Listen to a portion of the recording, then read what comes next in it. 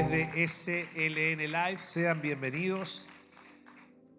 La semana pasada comenzamos con el capítulo 4 de la Carta de Santiago y aprendimos lo maravilloso que es entender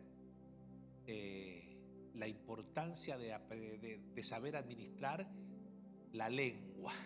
Un miembro pequeño, pero que según Santiago dice que puede causar grandes incendios, y al final él nos enseña que realmente la lengua revela lo que hay adentro de nosotros. Uno puede tratar de camuflar muchas cosas, tratar de aparentar otras. Sin embargo, cuando el corazón se llena, no hay quien pueda detener la lengua, y de la abundancia del corazón habla la lengua. Así que quieres conocer a alguien, observa cómo se comporta su lengua. Sin embargo, la semana pasada también nos adentramos en esta maravillosa enseñanza que también se encuentra impresa en el capítulo 4 de la Carta de Santiago, donde Santiago nos enseña cuál es la diferencia entre la sabiduría terrenal, animal, diabólica y la sabiduría que proviene de lo alto. Y estuvo, la verdad, muy hermosa la enseñanza que aprendimos la semana pasada. Si alguno estuvo aquí, se recordará que aprendimos cómo funcionaba la sabiduría diabólica. ¿Se recuerdan? Hablamos un poquito de que la sabiduría diabólica tiene aspectos muy marcados. Por ejemplo, es contenciosa, sufre de celos y envidia muy amargos. También la sabiduría que es diabólica carece de mansedumbre, y hablamos de que la sabiduría es mucho más que conocimiento de libros, ya sea filosóficos, espirituales, geográficos y tantas cosas que las personas piensan que por almacenar mucho conocimiento y en ocasiones tener la capacidad de poder desenvolverse dialécticamente con el conocimiento, pues ya eso nos hace personas súper sabias. Y se puede causar una confusión allí en el oyente, diciendo ¿cómo puede ser que esa persona con tanta sabiduría tenga un carácter tan podrido? ¿Sí o no?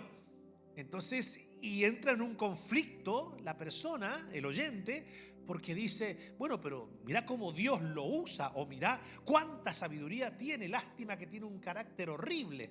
Bueno, convengamos que la sabiduría es mucho más que almacenamiento de conocimiento. La sabiduría se compone de otros factores que claramente tienen que ver con el conocimiento, obvio, tienen que ver con la inteligencia, obvio.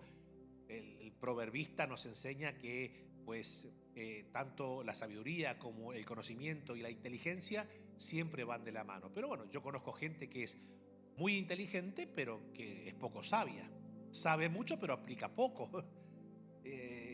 Borra con la mano lo que escribe, o sea, borra con el codo lo que escribe con la mano.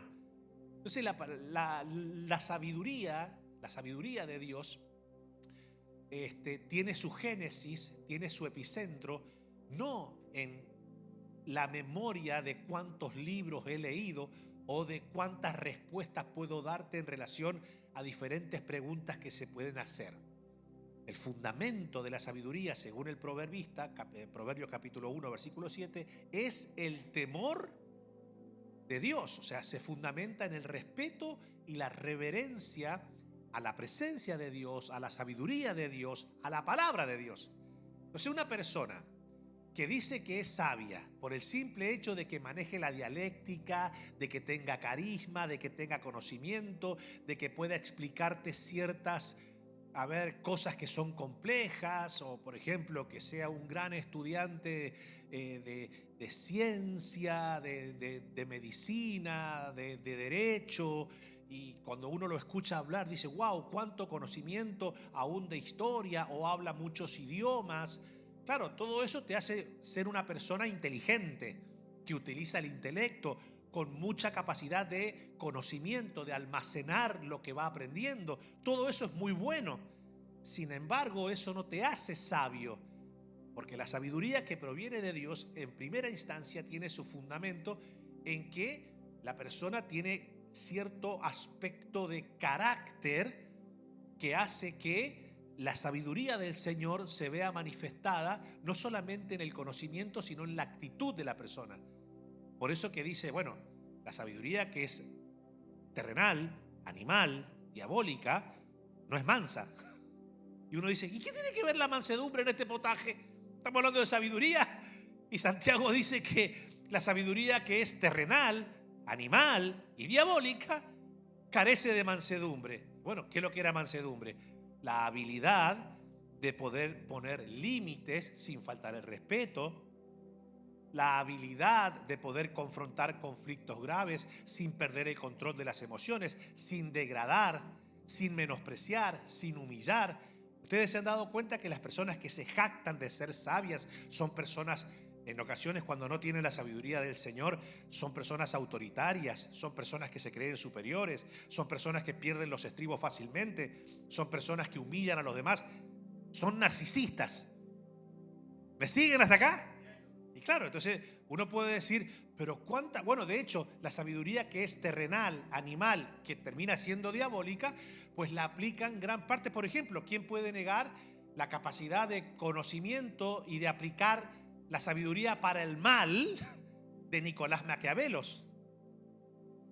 O sea, los grandes políticos de nuestros días alimentan su espíritu corrupto fundamentándose no en la escritura, obviamente, sino en Nicolás Maquiavelo. De hecho, de ahí aparece la palabra, este es tan corrupto, tan mentiroso, tan macabro, que es una persona maquiavélica. ¿Por qué? Porque aplican su inteligencia, conocimiento y sabiduría, pero para manipular, para corromperse, para extraer beneficio de otro. Cualquier parecido con la gran mayoría de nuestros gobernantes en nuestros países no es pura coincidencia. Saben muy bien de quién se están alimentando. Utilizan la sabiduría terrenal, animal y diabólica para su beneplácito, para su beneficio. Y es por eso que ellos logran captar grandes masas. La gente le termina creyendo, a pesar de que la gente sabe de que son mentirosos en potencia, los terminan convenciendo, ¿sí o no? Algunos porque son débiles mentalmente, ignorantes, otros porque son cómplices.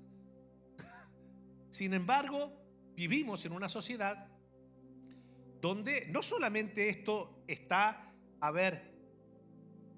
manifestándose a nivel social y político, porque hoy día, claramente, nuestros países están siendo gobernados. Cuando digo nuestros países, no solamente estoy hablando de lo que es Hispanoamérica o Norteamérica o Europa, el Medio Oriente. O sea, los gobernantes, dice la Biblia que ellos, Jesús nos enseña que ellos se enseñorean, se sirven de la gente, pero utilizan la demagogia.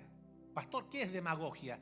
Es adular al pueblo, es piropearlo, para decirlo más fácil. Lo piropean al pueblo, le hacen creer al pueblo que ellos son los que gobiernan, cuando en realidad son ellos los que se sirven del pueblo. Pero no crea usted que es un problema meramente social y político, gubernamental, que rige nuestras naciones. Hay mucha gente con sabiduría terrenal, animal y diabólica parándose detrás de púlpitos, porque utilizan el arte de la manipulación. Hoy día se predica muy poca palabra del Señor, se predica mucho autoayuda, libros de motivación.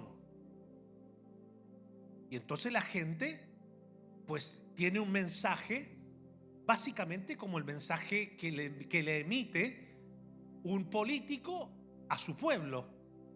Vamos a salir adelante, vamos a triunfar. Y siempre buscan un enemigo en común. Y entonces el enemigo en común es la oposición. Dentro de lo que son las iglesias es otra religión, o el que no piense como yo quiero que tú pienses, el que no piense como yo quiero que tú pienses. Y lastimosamente, quienes tal vez con un corazón sincero tratan de enseñar la palabra del Señor, muchos no se toman el tiempo para escudriñar y entender culturalmente, históricamente, idiomáticamente, contextualmente, posttextualmente las escrituras. No la escudriñan, leen la Biblia y se imaginan lo que ellos piensan que quiere decir la Biblia. Como no lo escudriñan, ellos van leyendo y se van imaginando lo que la Biblia quiere decir, pero que no dice. No digo que lo hagan de mala fe, algunos lo hacen de mala fe, otros lo hacen por pereza espiritual. No se toman el tiempo de escudriñar, que es mucho más profundo que leer. Escudriñar la escritura es profundizar en el texto, entender el contexto histórico, cultural, idiomático, filosófico, espiritual, profético. ¿Se dan cuenta cuántas cosas uno tiene que ir escudriñando alrededor de un texto para que pueda sacar una interpretación concreta y ecuánime de la palabra? Pero bueno, para eso tenés que pasar tiempo en el texto, estudiar la palabra, estudiar, por ejemplo, si pertenece al Antiguo Testamento, qué quiere decir esa palabra en hebreo. Si vas al Nuevo Testamento, qué quiere decir en griego, qué quiere decir en latín, qué quiere decir en arameo esa palabra, para que a la hora de tú darle una connotación, pues le puedas dar una interpretación correcta. ¿Me siguen hasta acá? Eso te lleva tiempo. Pero entonces, ¿qué hace la gente? Bueno, de repente, qué sé yo, me pongo a leer el Evangelio de Juan y me encuentro con un enfermo en el estanque de Betesda. Y bueno, ahí le meto, qué sé yo, había 5 pórticos. Y yo me estoy imaginando, hermano, habían 5 pórticos porque eso es lo que representa. Y mientras yo estaba leyendo, Dios me decía: hijo, ¿saben lo que significan esos 5 pórticos? No, Señor, ¿qué significa? Son los 5 ministerios. Cualquiera le mandó. Cualquiera le mandó. Entonces la gente, ¿y sabes qué, hijo? Esos 5 pórticos son los que están en tu ministerio hoy y son los que están en tu vida hoy. ¿Sabes qué? Hay 5 pórticos. Prepárate porque en los próximos 5 meses vas a ver 5 pórticos sobre. Ay.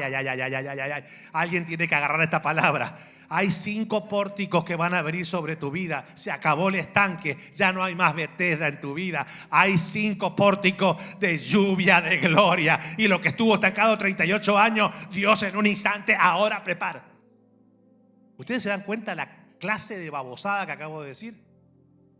Bueno, de eso se alimenta gran parte de la grey de Cristo hoy. De ese tipo de personajes que algunos lo hacen quizás porque, vuelvo y les reitero, se imaginan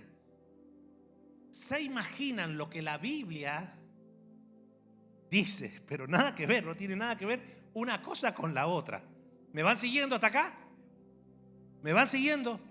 Mi deber como pastor es enseñarles a ustedes a que vivan bien fundamentado en la Escritura. ¿Pero por qué, pastor?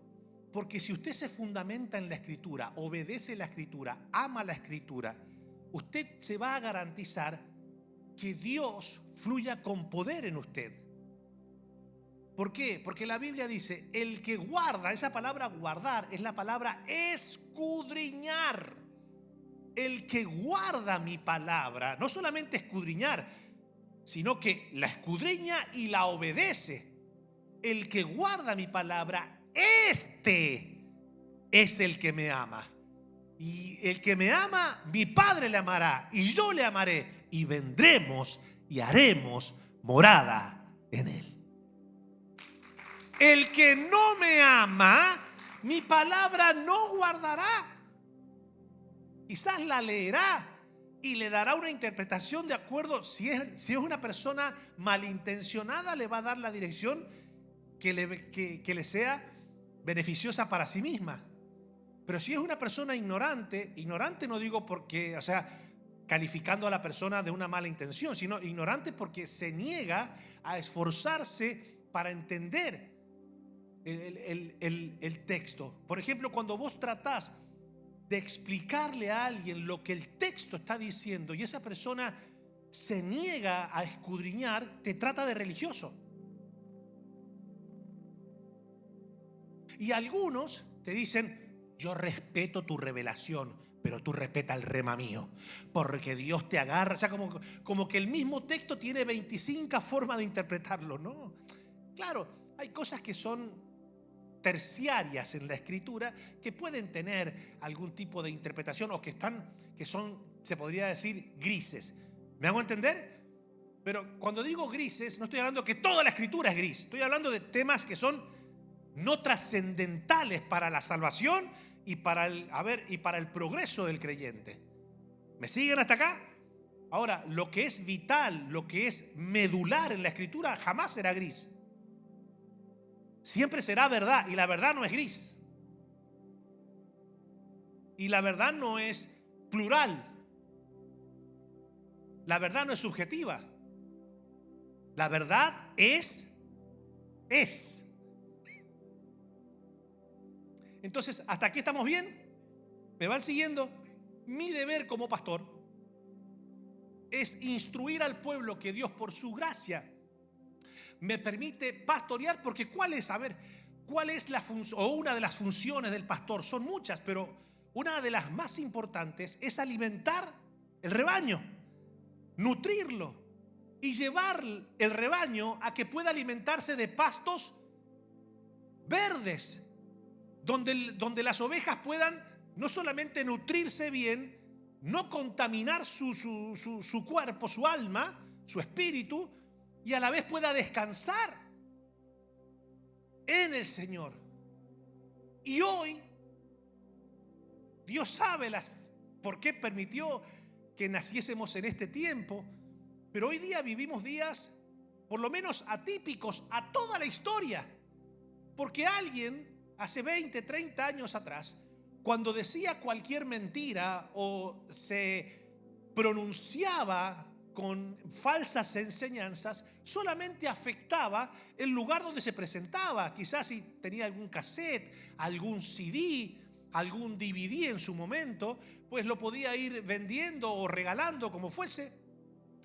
Pero el impacto de influencia era mucho menor, ni hablar hace 50, 60 años atrás, era mucho menor. Hoy día no. Hoy día yo como pastor, como su pastor, tengo que combatir contra un sinnúmero de lobos rapaces que se esconden detrás de una pantalla, que se hacen creer eruditos de la verdad. Y entonces usted permanentemente, usted me escucha a mí ¿cuánto? Un día miércoles viene, se sienta aquí, aprendemos 45 minutos, 1 hora de la palabra. El día domingo lo mismo, pero yo estoy combatiendo 2 horas a la semana contra muchísimo más tiempo que tienen estos personajes. Mire que yo me he cansado de decirles, deje de escuchar a estos papanatas, a estas papanatas, por favor. Pero yo a veces chequeo sus redes sociales y siguen compartiendo mensajes de esos papanatas. No comparten un mensaje mío, pero mi hermano, de esos papanatas y esas papanatas, ay, share. Y cuando yo lo escucho, pues digo, bueno, a ver, déjame ver qué parte de la prédica compartieron, a ver si es bíblico. Cualquier gansada están diciendo. Yo, pero Señor, me da ganas de comentarle a veces.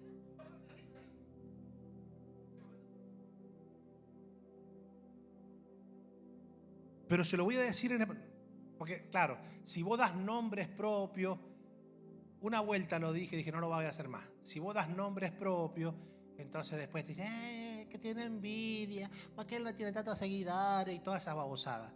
Olvídese que la verdad no la tiene el que tiene muchos seguidores, la verdad es en el contenido de lo que una persona dice.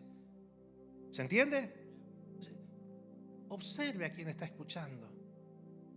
Y se lo voy a decir en español, no voy a dar nombre, pero el 90% de los músicos, predicadores, de toda esta gente que está saliendo, todos, el 90% están errados. ¿Me siguen, verdad?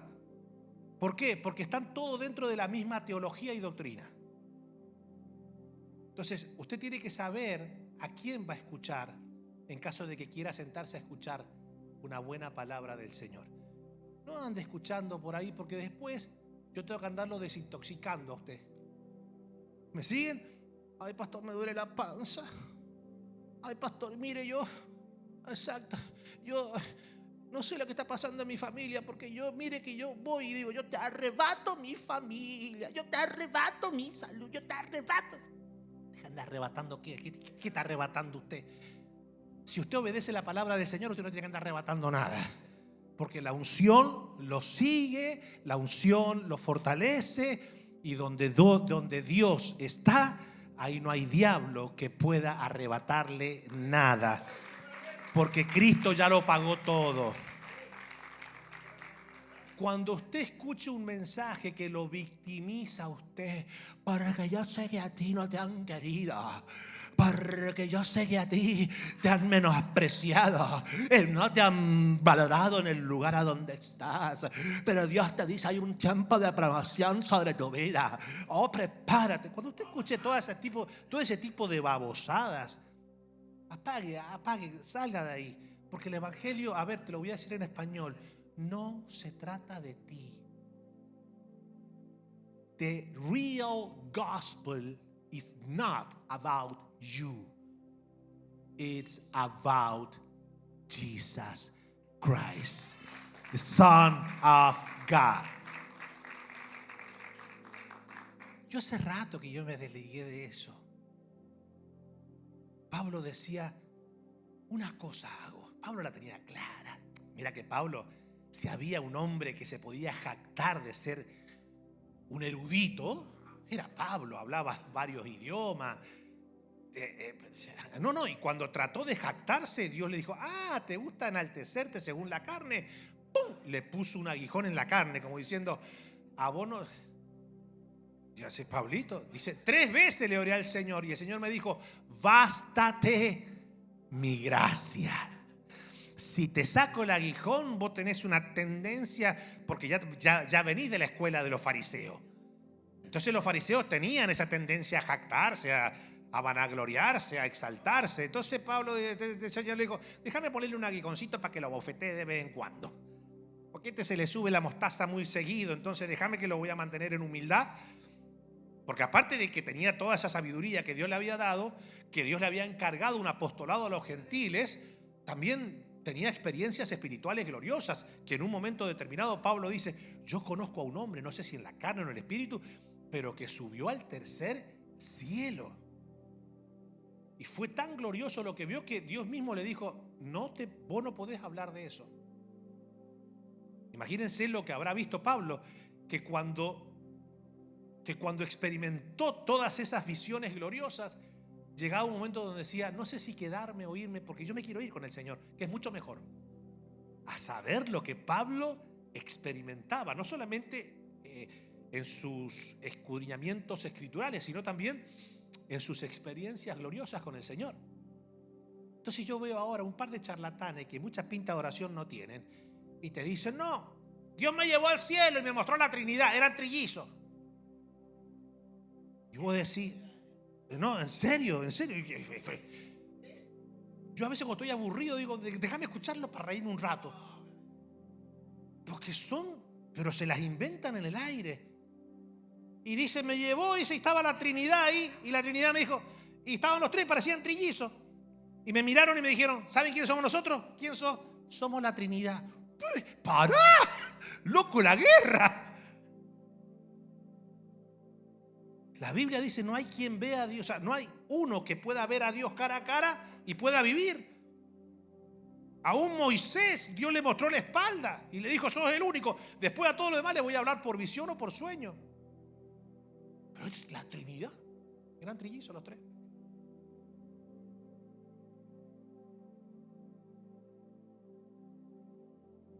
A ver, ¿por qué le digo todo esto? Porque si usted realmente quiere llevar una vida victoriosa en Cristo, usted debe fundamentar su fe en la Escritura, amar la Escritura, profundizar en ella, adorar. Porque, a ver, y usted dirá, pero pastor, ¿qué beneficios, aparte de sabiduría de Dios, fluye en una persona que escudriña la Escritura? Cambia tu oración. Tu oración es mucho más efectiva, porque el verdadero intercesor, orador, ora la palabra. Cambia tu adoración, porque como la revelación es más profunda, te deleitas más en la grandeza y magnificencia del Señor. Mejoran tus decisiones, porque la sabiduría de Dios es una lámpara que alumbra tu entendimiento para que sepas tomar mejores decisiones. ¿Me siguen hasta acá? O sea, todo te mejora. Y como una persona ama la palabra, Pablo decía, yo una cosa hago, camino hacia el supremo llamamiento de Dios que es Cristo Jesús. Entonces, como una persona ama la palabra, ora la palabra, adora la palabra, fluye en la palabra, esa persona está sentenciada por Dios a vivir en bendición, bajo cielos abiertos. Porque el enfoque de la persona es vivir en la palabra. ¿Me siguen? Entonces, esto es tan importante que lo entendamos, porque si no, nuestra vida de fe va a terminar colapsándose con la frustración, con la desilusión, con ver que el tiempo pasa y nada sucede, que no veo a Dios no solamente fluir con poder en mi alrededor, mi familia, trabajo, en todo lo que implica a mi alrededor, sino que tampoco lo veo a Dios fluyendo en mi interior. Estoy lleno de nervios, estoy lleno de ansiedad, estoy lleno de estrés, permanentemente estoy lleno de preocupación. Esos son síntomas de una persona que al parecer es creyente, pero no es creyente. O por lo menos su fe no está fundamentada en la palabra, porque lo primero que hace la palabra es llenar nuestro espíritu, nuestro corazón y nuestra mente de la paz que sobrepasa todo entendimiento. Bueno, yo sé que di una introducción un poco larga, pero necesito preparar el pueblo para este tiempo. Yo le agradezco a Dios, mi hermano, porque estoy teniendo un tiempo maravilloso con el Señor en cuanto a entender mucho más clara la palabra. Es como que el Señor ha abierto mis ojos del entendimiento, no porque yo me crea superior a nadie, es el simple hecho de que al ir escudriñando cada vez más la Escritura, es como que ahora cuando abro la Escritura veo a Cristo en todos lados. Veo la profundidad de la sabiduría del Señor.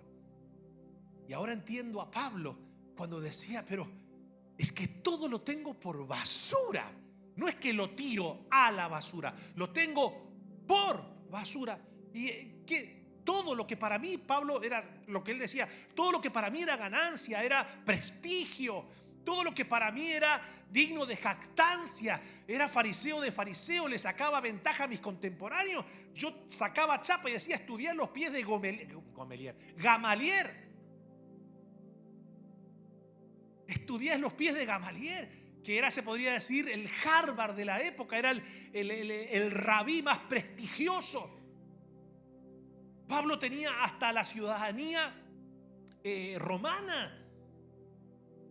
Y Pablo dice, bueno, todo eso que era aplaudido por los hombres, venerado por mi familia, todo lo tengo por basura. Y uno dice, pero ¿por qué razón?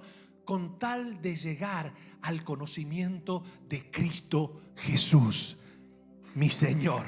Él es la sabiduría de Dios. Entonces, cuando vos enfocás la Escritura en Cristo, el entendimiento se te alumbra.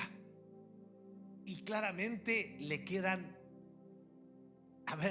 somos totalmente personas que le cerramos la puerta a Satanás para que nos engañe. Porque quien vive en Cristo, quien escudriña la Escritura en Cristo, es imposible que pueda ser engañado por un diablo que ha sido vencido por Cristo. Habiendo dicho esto y habiendo enseñado la semana pasada cuáles eran las características de una persona que lastimosamente vive en la sabiduría terrenal, animal y diabólica, vamos ahora a aprender un poco en relación a cuáles son las características de una persona que vive en la sabiduría de Dios. Pero quiero leerles, a ver si me permiten, vamos a poner el versículo para que podamos entender bien lo que enseña el apóstol Santiago en el capítulo 4. Dice, ¿quién es sabio y entendido entre vosotros? Qué pregunta desafiante, ¿verdad? A ver, ¿cuántos se creen sabios y entendidos entre vosotros? A ver, levánteme la mano. Padre, tienen miedo. No se quieren quemar. ¿Quién es sabio y entendido entre vosotros? A ver, diga conmigo, no hable, show. Muestre. Muestre por la buena conducta sus obras en sabia mansedumbre. Pero si tenéis celos amargos y contención en vuestro corazón, no os jactéis ni mintáis contra la verdad, porque esta sabiduría no es la que desciende de lo alto, sino terrenal, animal, diabólica. Sigue diciendo, porque donde hay celos y contención, allí hay perturbación y toda obra perversa. Pero la sabiduría, y acá es interesante, el apóstol Santiago nos va a enseñar 8 características que implican caminar en la sabiduría de lo alto. Y dice, pero la sabiduría que es de Dios, o la sabiduría, pero la sabiduría que es de lo alto, es primeramente, ya conmigo, primeramente. Fuerte, a ver, primeramente. Lo que está diciendo es, sin pureza de corazón, no puede haber un génesis para que la sabiduría de lo alto comience a fluir. Lo que está diciendo con pura, después lo vamos a ver, qué significa la palabra pura, pero claramente Santiago se encarga de decir, muchachos, esto es mucho más que almacenamiento de conocimiento, es mucho más de jactarse a ver de cuántos libros te leíste, es mucho más profundo de que uno pueda decirte de memoria las grandes frases de Epicteto o de Aristóteles, o que te sepas de memoria algunos versículos bíblicos. Esto es mucho más profundo. Dice que la sabiduría que desciende de lo alto es primeramente pura, después pacífica. Y uno dice, pero mira cómo el apóstol Santiago está relacionando la sabiduría que desciende de lo alto. No la está relacionando por ahora con almacenamiento de conocimiento, sino que está mostrando 2 aspectos que tienen que ver con actitudes internas de los creyentes. ¿Me siguen? Tiene que ver con el carácter, tiene que ver con el estado interior. Y uno dice, ¿por qué tiene que ver la sabiduría con eso? Porque la sabiduría terrenal no la sabiduría terrenal es la capacidad que yo utilizo de poder manipularte, no importa cuáles son las herramientas que utilizo para salirme con la mía. Lo importante es, por eso que la persona que es terrenal dice, si yo logro engañarte y no ser descubierto, soy una persona con mucha sabiduría. Pero no porque hice lo correcto, sino porque fui lo suficientemente astuto para poder engañarte. Por ejemplo, la serpiente logró distorsionar lo que Dios le había instruido a Eva. Eva se dejó seducir y terminó siendo engañada. Entonces, esto es interesante. Es primeramente pura, después pacífica, amable, benigna, llena de misericordia y de buenos frutos, sin incertidumbre. Esa palabra incertidumbre es sin intriga. Tenga mucho cuidado con la gente sospechosa. Luego decís, ay, qué gente rara esa.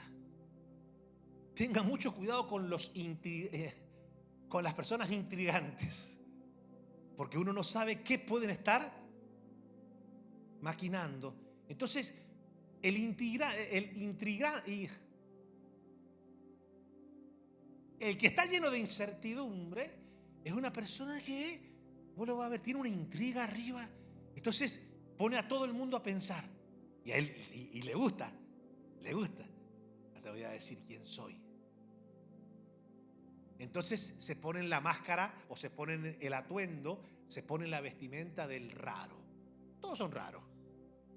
La persona rara esa. No, la persona que es de Dios es una carta abierta, no es rara. Es una persona normal, con el Espíritu Santo fluyendo. Puede tener ciertos aspectos, ciertas características. Eso sí, no todos somos iguales. ¿Me siguen? Pero ya raro o intrigante. Dice, sin incertidumbre ni hipocresía. Y el fruto de justicia se siembra en paz para aquellos que hacen la paz. Ok, ¿están listos? ¿Cuántas características nos enseña el apóstol Santiago que fluyen, que se dejan ver en una persona que camina en la sabiduría de lo alto? 8. Vamos a ver rápido. La primera, caminan en pureza.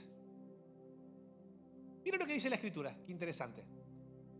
De Jehová es la tierra y su plenitud, el mundo y los que en él habitan. Porque Él la fundó sobre los mares y la afirmó sobre los ríos. Y hace una pregunta ahora. ¿Quién subirá al monte de Jehová? ¿Y quién estará en su lugar santo? El limpio de manos y puro de corazón. El que no ha elevado su alma a cosas vanas, ni jurado con engaño. Él recibirá bendición de Jehová y justicia del Dios de salvación.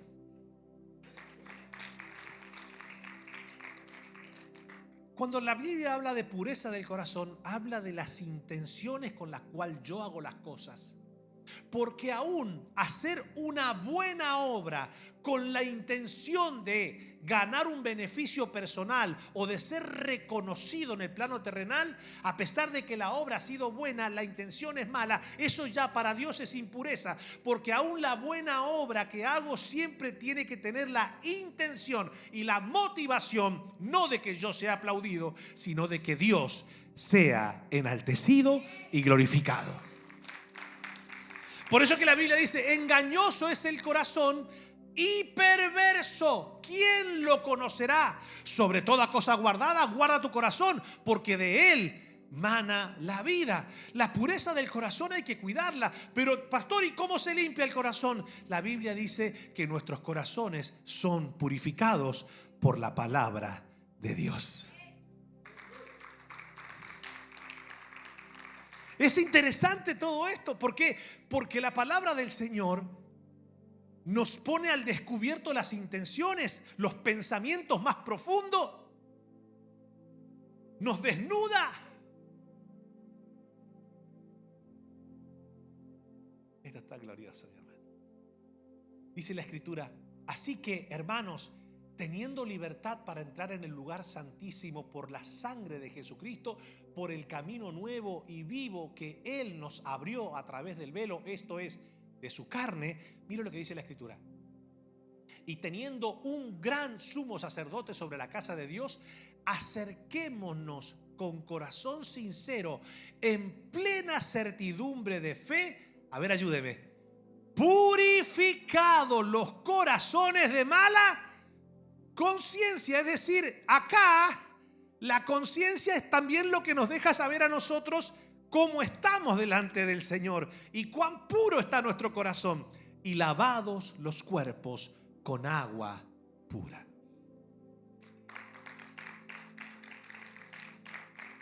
No, pero sigue diciendo la Escritura, acercaos a Dios y Él se acercará a vosotros. Pecadores, limpiad las manos, y vosotros, los de doble ánimo, purificad vuestros corazones.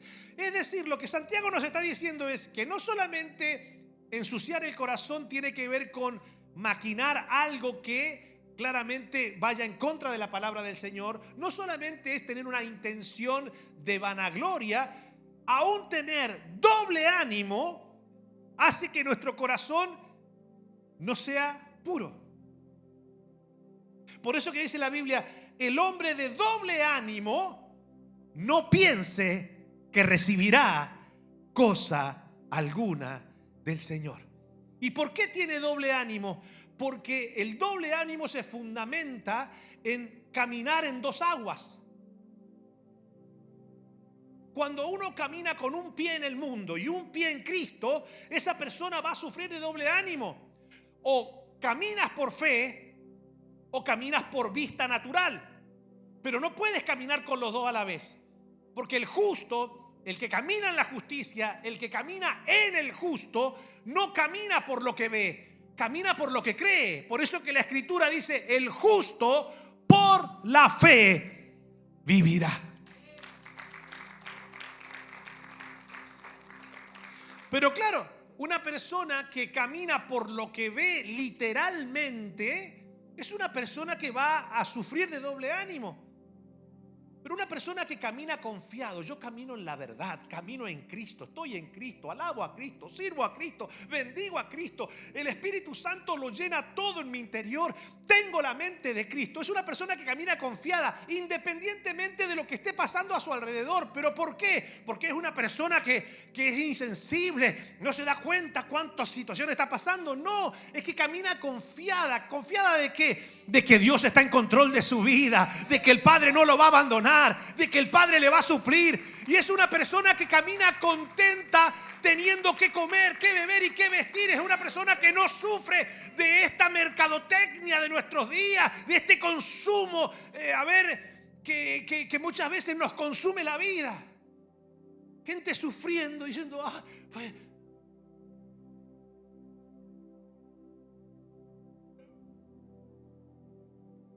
mire lo que dice Mateo 5:8.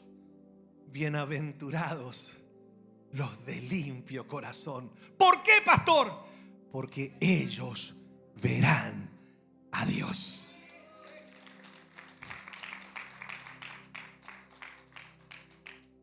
Qué hermosa que es la Escritura, mi hermano. ¿Vieron lo que es escudriñarla? Uno se pone a leer la carta de Santiago y pasa por arriba esos versículos que leímos y no presta atención y dice, pará, a ver, mira qué interesante lo que está diciendo aquí el apóstol Santiago. Nos proporciona 8 características de una persona que camina en la sabiduría de lo alto. A ver, vamos a estudiar cada una de las palabras. ¿Qué significa pureza? ¿Qué habla la Biblia de la pureza? Y noten ustedes que le he traído versículos del Antiguo y versículos del Nuevo. ¿Para qué? Para que usted fundamente la verdad, no en un solo testamento, sino que se pueda llegar a una interpretación correcta, fundamentando la verdad y la palabra y exactamente lo que el Señor quiere enseñar en los 2 testamentos. ¿Me siguen hasta acá? Esto es importante. La segunda característica de una persona que camina en la sabiduría del Señor, no solamente que tiene un corazón puro porque claramente deja que la palabra del Señor permanentemente le vaya lavando el corazón. La palabra, a medida que nos va instruyendo, nos va redarguyendo. ¿Sí o no? Dice la Biblia, toda palabra de Dios es útil para enseñar, para instruir, para redarguir, para corregir. ¿Sí o no? Entonces la palabra del Señor es como una especie de lavarropa espiritual. Nos va permanentemente lavando el corazón de maquinaciones que no son agradables delante del Señor. El corazón hay que cuidarlo. Diga conmigo, hay que cuidarlo. Hay que velar y no permitir que nada raro se vaya metiendo. Y cuando usted percibe de que el corazón le abrió la puerta a algo que es impuro, ¿qué es lo que va a hacer? Agarrar la palabra, meter el corazón adentro y ponerle la lavarropa a funcionar y que saque toda la impureza. Algunos no. Algunos llevan años sin lavar el corazón y después dice, yo no sé por qué me siento tan mal por dentro. Yo no sé por qué miro a cualquier persona y la odio. De hecho, pastor, no solamente que odio a las personas, me miro al espejo y me entro a cachetadas. Llevan una insatisfacción por dentro, cargan una frustración, una impotencia. Están amargados con la vida, con malanga y supuesto vianda, con todo el mundo. Y lo más triste, que como han perdido todo discernimiento espiritual y los ojos naturales solamente pueden mirar para afuera, entonces nunca soy yo el responsable de mi tragedia interna. Siempre es el otro. Siempre es el otro. Ahora, la segunda característica es que son personas pacíficas. Se recuerda que la semana pasada vimos que la sabiduría, que es terrenal, animal y diabólica, se caracteriza por ser personas contenciosas. Se lo voy a decir en hebreo, les gusta andar armando brete. La palabra brete viene de la raíz hebraica britich.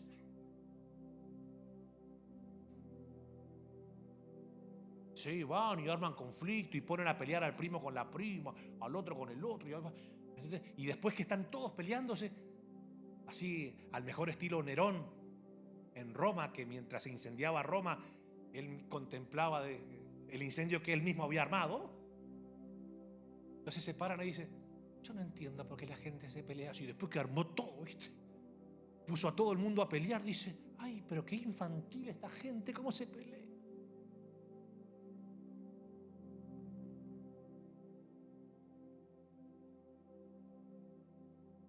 Pero las personas que caminan en la sabiduría del Señor son personas pacíficas. Es decir, no solamente que ellos llevan paz, portan la paz. Y el mismo Jesús se encargó de decirlo: como ustedes tienen la unción del Santo, ustedes están llenos de la paz que sobrepasa todo entendimiento, porque el fruto de la paz se siembra en paz para aquellos que hacen la paz. Ustedes cargan la paz. La paz es mucho más que una enseñanza de saber qué significa. Es mucho más que entender lo que representaba la palabra shalom para los hebreos. Porque todos te decían shalom, pero no cargaban el shalom. Sabían lo que significaba, pero no te lo podían impartir. Pero Jesús dice: ahora ustedes no solamente que saben lo que es el shalom, ustedes portan el shalom de Dios. Y como lo portan, no solamente lo pueden enseñar, lo pueden impartir. Así que cuando vayan a una casa, no solamente digan shalom, porque si ustedes dicen shalom, pero no llevan el shalom, por más que digan shalom, no va a pasar ningún shalom. ¿Me siguen? Pero Jesús dice: si la casa fuese digna y los recibieren, el shalom que está en ustedes se quedará en la casa. Si la ciudad fuere digna y lo recibiere, el shalom que está en ustedes se quedará en la ciudad. Ahora, si ustedes van a una casa y desprecian el shalom, que es mucho más que una enseñanza, es una impartición espiritual que ustedes traen, porque el fruto del Espíritu es amor, gozo, paz, shalom. Entonces ustedes van y entonces digan que es mucho más de saber lo que significa. Ustedes saben lo que significa, pero lo portan. Y entonces, como lo portan, lo pueden importar, lo pueden poner, lo pueden impartir. Entonces digan: y si la casa fuese digna, esa paz va a quedar ahí. Si no fuese digna, entonces ustedes ¿qué hacen? No, agarren la paz, sacúdanse los pies. ¿Pero por qué dice que se sacudan los pies? Porque hay gente que resigna la paz que Dios le dio para llevarse la ansiedad de esa casa o de esa ciudad. Si esa casa fuere digna, te va a recibir la paz. Pero no se vaya dolido porque esa gente no recibió su paz. En todo caso, que ellos se pongan tristes porque no supieron aceptar la paz que Dios le había mandado. Me contaba un día un pastor amigo que ya partió a la presencia del Señor. Dice que un día un matrimonio le llama y dice que le dijo: pastor, venga para aquí porque ya no aguanto más a mi esposa, que esto, que lo otro, o nos ayuda o nos vamos a divorciar. Entonces el pastor, al ver que el cuadro estaba saliéndose de control, agarró a la esposa y se fueron los dos a ministrarle a ese matrimonio que estaba en crisis. Y cuando llegó a la casa, bueno, ustedes saben cómo son las peleas de los cristianos, que a veces son mucho más fuertes que las de no cristianos. O llegar a la casa de un no cristiano y te dice: no, estábamos conversando con ella y no llegamos a un acuerdo, queríamos saber, pastor, usted que es una persona espiritual, nosotros respetamos mucho, nosotros no vamos a la iglesia, no somos creyentes, pero creemos que usted porta la sabiduría del Señor, ¿podría aconsejarnos, por favor? ¡Wow! Llegar a la casa del cristiano: ¡esta es una descarada! ¿Y usted qué clase de pastor es que no se da cuenta? Así. Y ni un vaso de agua te da, mi hermano.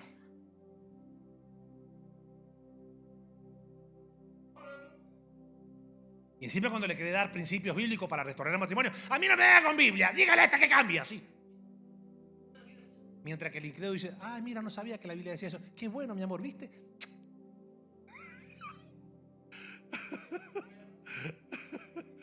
Yo no entiendo a los cristianos muchas veces, a los creyentes. no los entiendo muchas veces, porque vos le querés instruir en la palabra del Señor en relación al matrimonio y te dice, hábleme. No me va con la Biblia porque no estoy para sermones ahora. Quiero que esto se arregle. ¿Y cómo se va a arreglar si la Biblia es lo único que tiene el poder para arreglar? Bueno, cuestiones que llegan. Y estaba tan salido de control que el pastor agarra al hombre y se lo lleva para un lado, la pastora agarra a la mujer, se la lleva para otro lado, y ahí comienzan a conversar, que esto, que el otro. Y el pastor, y este hombre le agarraba y le sacaba el cuadro de la mujer. Le decía, mirá, con esta me casé yo, no con esa vaca que está ahí, con esta me casé yo. Entonces la mujer lo mismo, ¿viste? Usted vio la película de Michael Douglas y La Guerra de los Roses. Era nene de pecho. Se estaba durmiendo con el enemigo. Sleeping with the enemy. Terrible. Cuestiones que le comienzan a ministrar. Llegan ahí, trataron de dejar el potaje medio. Cuando salen de ahí, van en el carro, me cuenta el pastor, van en el carro. Y no sé lo que le dice la pastora, porque ella siempre es la que comienza. No sé lo que le dice, entonces me dice él, no sé lo que me dijo, yo le dije algo, ella me dijo otra cosa, pero llegamos a la casa recontra enojados los dos, pero nos decíamos cosas hirientes, cosas que no nos decíamos nunca, comenzamos a herirnos, hasta que mi esposa se dio cuenta en un momento determinado, dice, pero ¿por qué nos estamos diciendo tantas cosas y al final fuimos a tratar de resolver un problema matrimonial? Claro, ¿qué se trajeron de la casa? Se trajeron toda esa carga espiritual, emocional, matrimonial que se la trajeron ellos. Tuvieron que orar, pedirse perdón y entendieron que se habían traído toda esa situación. Por eso es que las personas que caminan en la sabiduría del Señor son personas pacíficas. ¿Te das cuenta? ¿Te das cuenta que son personas pacíficas? Vamos a ver qué dice la Escritura. Bienaventurados los pacificadores, porque ellos serán llamados hijos de Dios.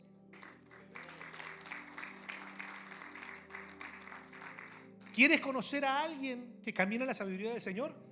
Observa que lejos de poner a pelear a los hermanos o a los parientes o a los hermanos en la iglesia, son personas conciliadoras.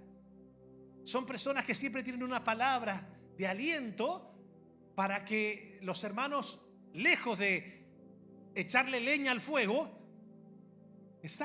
lo que hacen es que son personas que unen. Son personas que logran sanar relaciones que están heridas o que están peleadas o que están ofendidas, porque son pacificadores. ¿Qué es lo que es un pacificador? Personas que unen las dos partes y las ponen en paz. Y le gusta ver eso. El que camina en la sabiduría diabólica, al revés, no le gusta ver a la gente en armonía y en paz. Y va y siembra cizaña para dividir. Porque esa es una mentalidad diabólica. El diablo divide. La persona pacificadora se deja ver por la forma que se expresa hacia los demás. ¿Quieres saber si una persona es pacificadora? Observa cómo se expresa de la gente que no está presente. No importa qué tan dulces sean sus palabras para hablar mal de alguien, pero observa, contempla cómo funciona. ¿Me siguen hasta acá? Mira lo que dice la Biblia para que lo entendamos mejor. Proverbios 15:26 dice: abominación son a Jehová los pensamientos del malo, mas las expresiones de los limpios son limpias. Tú nunca vas a ver a un pacificador tratando de destruir la reputación de un tercero o tratando de destruir la relación de otras personas. ¿Me siguen? Proverbios 16:21 dice: el sabio de corazón es llamado prudente, y la dulzura de labios aumenta el saber. Calladito, yo pensé que iban a decir, gloria al Señor. Le aplausé el aplauso de la foca, pero bueno. El corazón del sabio hace prudente su boca y añade gracia a sus labios. Panal de miel son los dichos suaves, suavidad al alma y medicina para los huesos. Estoy seguro que no me va a dar chance de abarcar las 8 características de una persona que camina en la sabiduría del Señor. Pero creo que 3 vamos a abarcar. Ya abarcamos 2. A ver si tiene buena memoria. La persona que camina en la sabiduría de lo alto tiene como característica la pureza del corazón. Son personas pacíficas. No solamente lo demuestran en cómo se expresan, sino también, como son personas pacíficas, saben muy bien a quién prestarle el oído. Porque la sabiduría del Señor no solamente es saber lo que digo, sino saber a quién escucho. ¿Me siguen? Esto es interesante, porque hay gente que son expertos envenenadores de corazones. Tienen una sagacidad para vestirse de víctimas y ensuciar corazones, porque el que está sucio de corazón, ¿qué intenta hacer sobre otros? Ensuciarles también. Y siempre buscan una verdad para esconderse detrás de ella. Y entonces utilizan una verdad o una media verdad para que la persona diga, pará, que es verdad lo que está diciendo, y ahí meter el veneno. Por eso que uno tiene que ser prudente en la vida. No solamente en cómo se expresa, no solamente en cómo habla, sino a quién escuchas.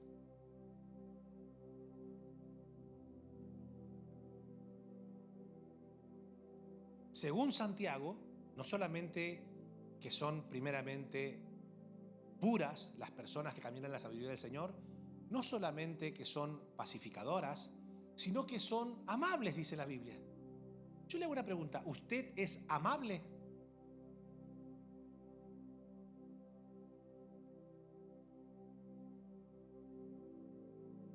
Ya desde el vamos comienza con la palabra amar. Claro, la palabra amabilidad nosotros siempre la ponemos sobre las personas que nos caen bien. Yo no sé si usted quiere que yo profundice acá, porque si no...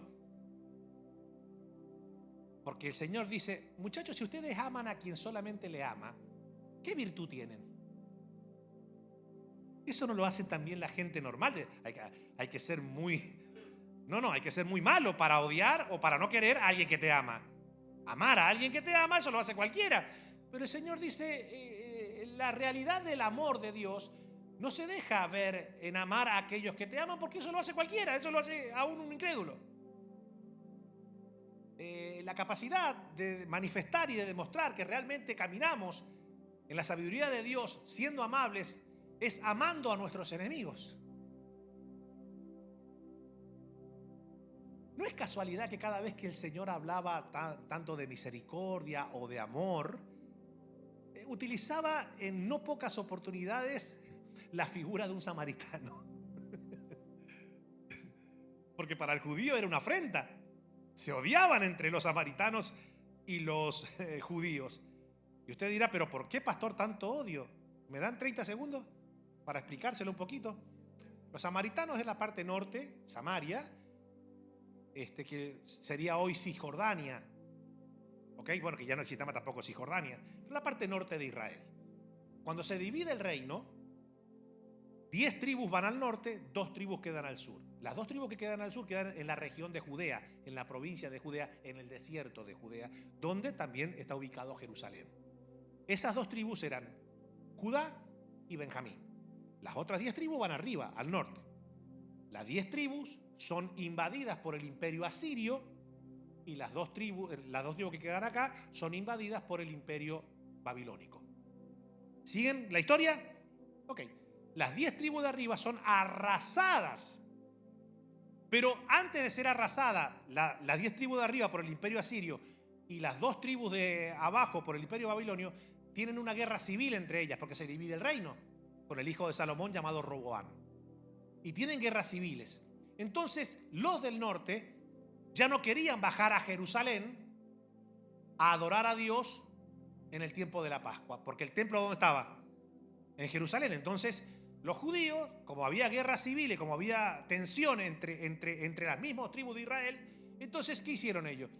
Pues Jeroboam comienza a armar todo un escenario espiritual con templos y con claramente todo el cotillón espiritual que demandaba adorar a Dios para esas fechas y fiestas judías. ¿Me siguen? Entonces quedaron al norte.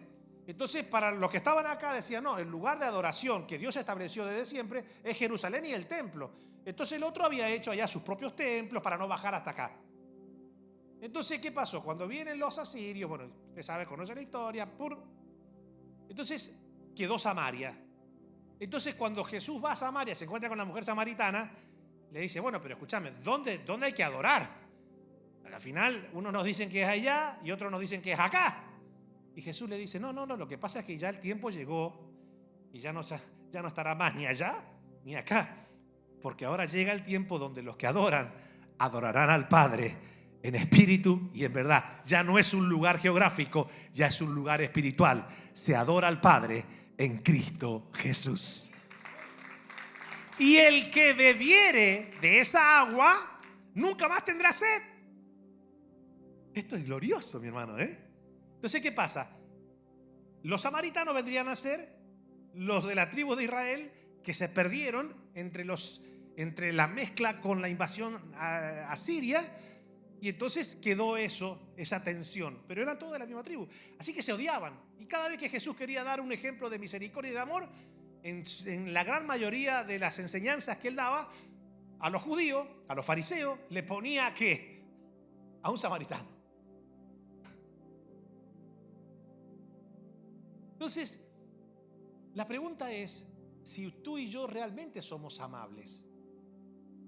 Pero esa amabilidad la dejamos ver no con aquellos que solamente nos caen bien o nos aman.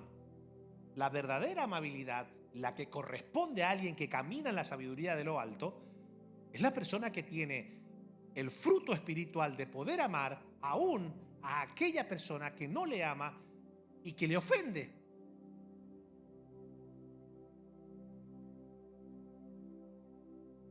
Recuérdales que se sujeten a los gobernantes y autoridades, que obedezcan, que estén dispuestos a toda buena obra, que a nadie, fuerte, a ver, subraya la palabra nadie, que a nadie difamen, que no sean, esa palabra me encanta, la usaba mucho mi abuela, cuando nos veía pelear, o sea, usted no tiene que ser pendenciero, te decía la vieja. Esa palabra ahora, la gente le dice pendenciero, los pibitos de ahora no saben ni qué está diciendo, hablando en lengua. Que no sean pendencieros, sino amables. ¿Cómo? Porque la amabilidad se muestra mostrando toda mansedumbre para con todos los hombres. Porque nosotros también éramos en otro tiempo insensatos, rebeldes, extraviados, esclavos de concupiscencias y deleites diversos, viviendo en malicia y envidia, aborrecibles y aborreciéndonos unos a otros. ¿Cuántos se recuerdan cuando eran así? Yo le voy a decir algo. Hay gente que tenía mejores características antes de ser cristiano que ahora. Ya conmigo. Ay. Pero cuando se manifestó la bondad de nuestro Salvador y su amor para con los hombres, nos salvó. No por obras de justicia que nosotros hubiéramos hecho, sino por su misericordia, por el lavamiento de la regeneración y por la renovación en el Espíritu Santo, el cual derramó en nosotros abundantemente por Jesucristo nuestro Salvador, para que, justificados por su gracia, viniésemos a ser herederos conforme a la esperanza de la vida eterna. Mira lo que dice ahora: palabra fiel es esta, y en estas cosas, Oscar Gómez, quiero que insistas con firmeza para que los que creen en Dios procuren ocuparse en buenas obras. Estas cosas son buenas y útiles a los hombres. Vieron que la amabilidad es parte de nuestra experiencia, pero la amabilidad no solamente está relacionada con el amor que yo le puedo profesar a aquellos que tal vez no me aman.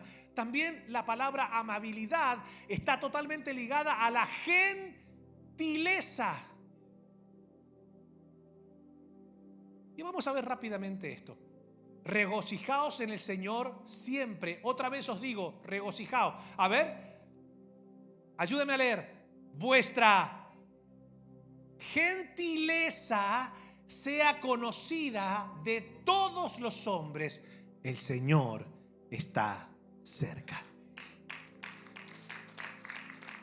Usted, tanto en su familia, como en su trabajo, como en la iglesia, ¿es reconocido como una persona amable y gentil?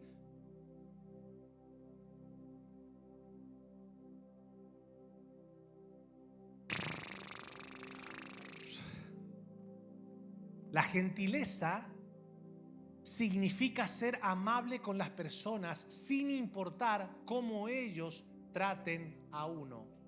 Es decir, yo no pierdo mi amabilidad y mi gentileza por el maltrato de otra persona, porque es mi esencia. ¿Por qué Dios no es infiel? Ayúdeme. ¿Por qué Dios no es infiel? Porque Él no resigna su fidelidad por causa de nuestra infidelidad, porque es su esencia. Entonces el Señor dice, ¿y por qué yo voy a ser infiel como tú? Por eso que Pablo dijo, aunque nosotros fuésemos infieles, Él permanece fiel, porque Él no se puede negar a sí mismo. Entonces, viste que hay gente que dice, yo te trato como tú me tratas. No, y creen que están diciendo dichos profundos. Al revés. ¿Cuántos quieren ser amables y gentiles para caminar en la sabiduría del Señor? A ver, levánteme la mano. ¿Cuántos quieren serlo? Mantenga la mano levantada. Ok, ¿usted quiere serlo? Bueno, el Señor le va a poner gente que lo maltrate y gente que no lo ame. Ah, entonces no quiero. Rápido la bajaron. Pero ¿qué es la verdad? Bronca que me hacen. Si somos crueles e irrespetuosos, él o ella no estará motivado a escuchar lo que tengamos que decir. ¿Por qué?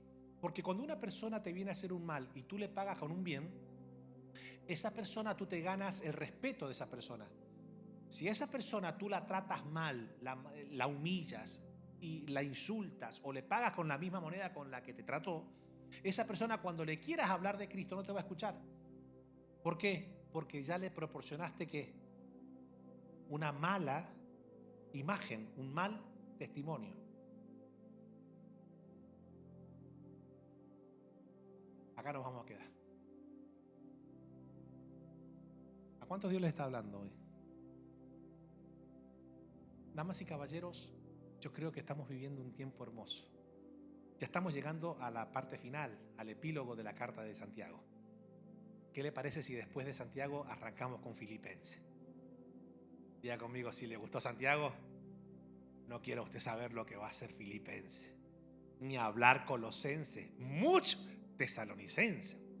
Tenemos, diga conmigo, tenemos para estudiar maravillosamente la Escritura. Pero yo le voy a decir algo. Dice la Biblia que mejor que la plata, que el oro, que las piedras preciosas, que los rubíes, es la sabiduría. Átala a tu cuello, no te desprendas de ella, porque ella te engrandecerá y te llevará a niveles de mucha bendición. Te invito a que se ponga de pie. Padre, no tengo palabras para expresar lo agradecido que estoy por estas palabras que nos estás enseñando todos los miércoles. Qué hermosa que es tu escritura, Señor. Reconozco que hay palabras que nos confrontan, pero qué bueno, Señor, que es recibir de ti el redargüimiento, la corrección, la instrucción, Porque todo eso, Señor, nos ayuda a crecer, a madurar, a purificar el corazón, a renovar la mente, a fortalecer el alma, a instruir el espíritu, a caminar en tu luz. Señor, bendita sea tu palabra. Permite que podamos seguir escudriñándola con una sabiduría que viene de lo alto. Instrúyenos en esa verdad eterna y gloriosa. Líbranos del error doctrinal. No permitas, Dios mío, que nos enredemos en teologías extrañas que no tienen nada que ver con tu verdad escritural. Por el contrario, permite que tu Espíritu Santo todo el tiempo nos esté iluminando el entendimiento para que podamos, Señor, tener una interpretación correcta de tu palabra. Líbrame a mí, Señor, como pastor de esta iglesia. Líbrame del error. Ayúdame, Señor, a tener siempre una comprensión clara, sensata, veraz y profunda de tu verdad. Señor, te necesitamos tanto.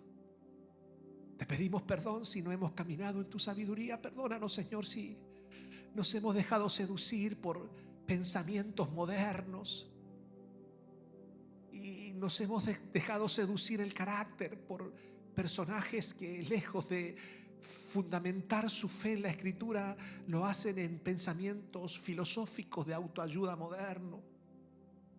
Permite, Señor, que nuestra vida esté guiada siempre por tu verdad, por tu Espíritu Santo hermoso. Ayúdanos a ser amables. No es algo que nosotros podemos practicar en nuestras propias fuerzas, Señor, porque nuestra carne es débil. Nosotros no podemos en nuestras propias fuerzas amar a nuestros enemigos. Tendemos a vengarnos, a resentirnos, a ofendernos y a pagarle con la misma moneda. Solo la unción de tu Espíritu, solo la plenitud de tu Espíritu Santo fluyendo en nuestra vida puede ayudarnos a ser amables, a ser pacificadores. Solo tu Espíritu Santo puede purificar nuestros corazones por medio de tu palabra. Perdónanos si hemos contaminado en no pocas ocasiones nuestro corazón, quizás con alguna ofensa que hemos albergado, con algún pensamiento inicuo. Perdónanos, Señor, porque tú escudriñas los corazones y sabes cuál es el estado de nuestro corazón. Perdónanos si hemos dado rienda suelta a pensamientos que contristan a tu Espíritu Santo.